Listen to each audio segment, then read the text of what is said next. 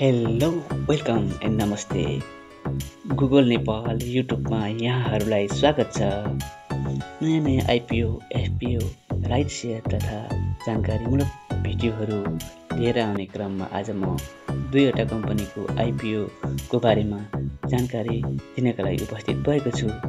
भने हाम्रो दुईवटा कम्पनीमध्ये पहिलो कम्पनी रहेको छ, यो चाहिँ बिल्कुलै नयाँ सेक्टरको कम्पनी रहेको छ। भने यो कम्पनीको नाम छ प्रभु हेलिकप्टर प्राइभेट लिमिटेड। यस प्रभु हेलिकप्टर प्राइभेट लिमिटेडले आइपिओ निष्कासन गर्ने तयारी गरेको छ। भने यो प्रभु हेलिकप्टर कम्पनी लिमिटेडले बिक्री प्रबन्धक पनि चयन गरिसकेको छ।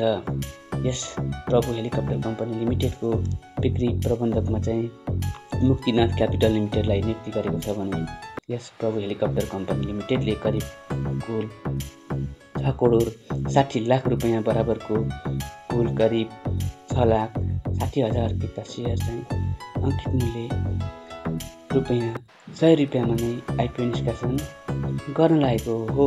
भने यस प्रभु हेलिकप्टर कम्पनी लिमिटेडले पहिलो चरणमा आयोजना प्रभावित स्थानीय बासिन्दा तथा वैदेशिक रोजगारीमा रहेका नेपालीहरूलाई आइपिओ निष्कासन गरी बाँडफाँड गरे पश्चात दोस्रो चरणमा चाहिँ हामी सर्वसाधारणमाझ आइपिओ निष्कासन गर्नेछ। भने अब यस प्रभु हेलिकप्टर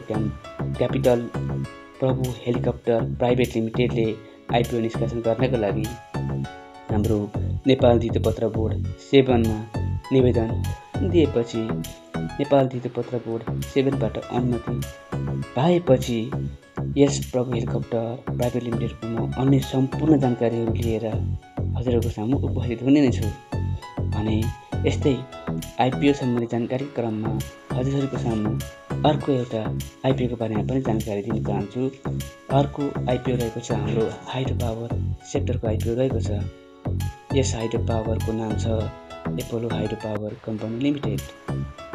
यस एपोलो हाइड्रो पावर कम्पनी लिमिटेडले चाहिँ करिब आइपिओ निष्कासन गर्नका लागि बिक्री प्रबन्धकमा पनि मुक्तिनाथ क्यापिटल नै चयन गरेको छ। भने यस एपोलो हाइड्रो पावर कम्पनी लिमिटेडले करिब 14 करोड 10 लाख रुपैयाँ बराबरको करिब कुल 14,10,000 किता सेयर चाहिँ निष्कासन गर्न लागेको हो साथीहरू। भने यसको सेयर पनि हामीले अंकित मूल्य 100 रुपैयाँमा नै पाउने भएका छौँ। यस हाइड्रो पावर कम्पनी लिमिटेडले आइपिओ निष्कासनको लागि हाम्रो नेपाल धितोपत्र बोर्डमा निवेदन पेश गर्नेछ र नेपाल धितोपत्र बोर्डबाट अनुमति पाए पश्चात हामीहरूको माझ आइपिओ निष्कासन गर्नेछ। भने आइपिओ निष्कासन गर्नेको पहिलो चरणमा आयोजना प्रभावित स्थानीय बासिन्दा तथा वैदेशिक रोजगारीमा रहेका नेपाली नागरिकहरूलाई आइपिओ निष्कासन गरी बाँडफाँड गरे पश्चात दोस्रो चरणमा हामी सर्वसाधारणका माझ आइपिओ निष्कासन गर्नेछ।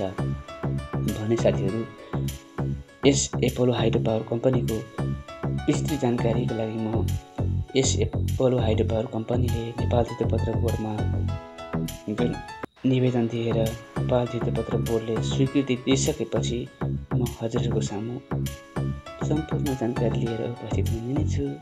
तबसम्मको लागि यस्तै आइपिओ एफपिओ राइट सेयर तथा अन्य जानकारीमूलक भिडियोको लागि यस च्यानललाई सब्सक्राइब गर्न नबिर्सनुहोला।